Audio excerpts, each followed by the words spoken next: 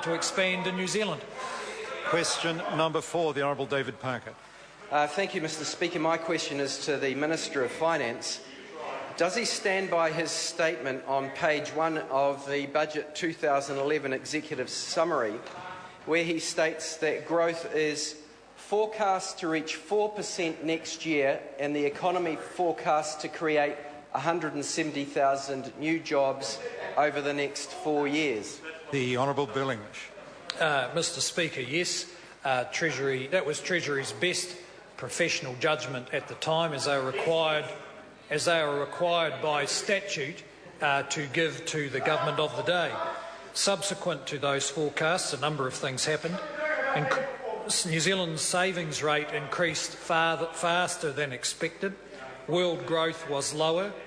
A major earthquake occurred in Canterbury on the 23rd of December, delaying the recovery. However, the government still aims to reach a surplus a year earlier, as was stated at that time. The Honourable David Parker. Is he standing by his promise in last year's pre-election budget that growth will be 4% in 2012-2013, a promise that he made after the 2 major Canterbury earthquakes and 3 years after the global financial crisis hit? The Honourable Bill English. Well, Mr Speaker, I think the member misunderstands how the process works.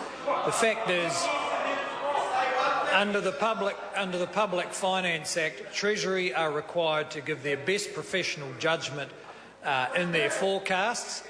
The forecasts are not made up by the politicians, nor do they amount to promises. They are forecasts of what is expected to happen at that time. This government has shown that when circumstances change, it is able to adapt its policy, and right through the global recession and a slower recovery, we have protected the most vulnerable, maintained public services and worked on policy to build our longer-term economic prospects. The Honourable David Parker.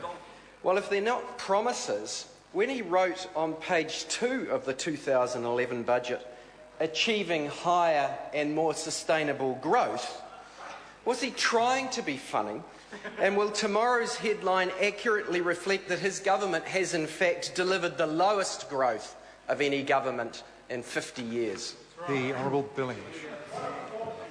Mr Speaker, the budget tomorrow will include Treasury's best professional judgment about the economic forecasts for what will happen over the next couple of years.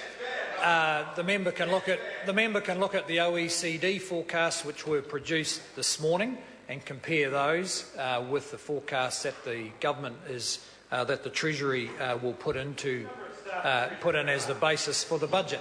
But as I think we've said before, on planet Labour, nothing else happened in the rest of the world in the last 3 or 4 years.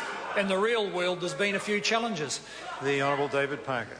Has he seen the National Bank's regional GDP series, which shows that despite its terrible problems, the Canterbury economy has grown at a faster rate than the rest of the country since February 2011 earthquake?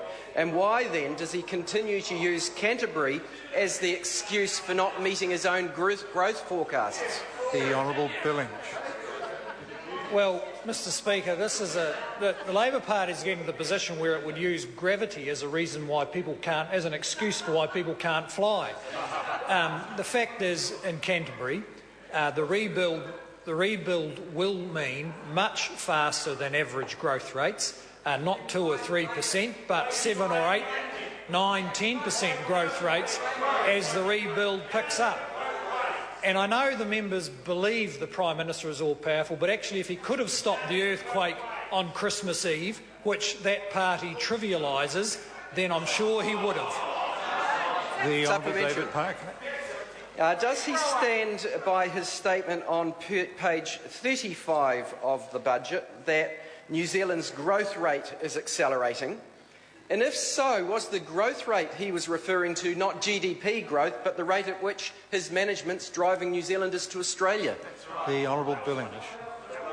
No, Mr Speaker, I was referring there to the rate of growth in GDP, and where the government is pursuing policies which it believes will lift our long-term prospects.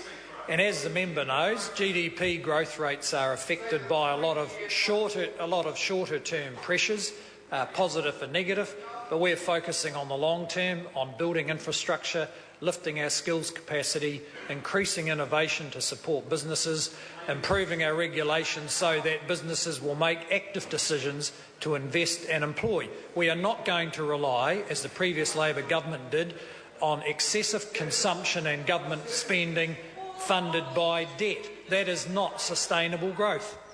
The Honourable David Parker. If it's all going so well, why are we having a near zero budget? The Honourable Phil English. Well, Mr Speaker, even in year 4, we are still winkling out of the system the waste and extravagance of the previous Labor government, and that is why we can afford billions of dollars of new initiatives and fund them from savings. Question number 5, Colin King.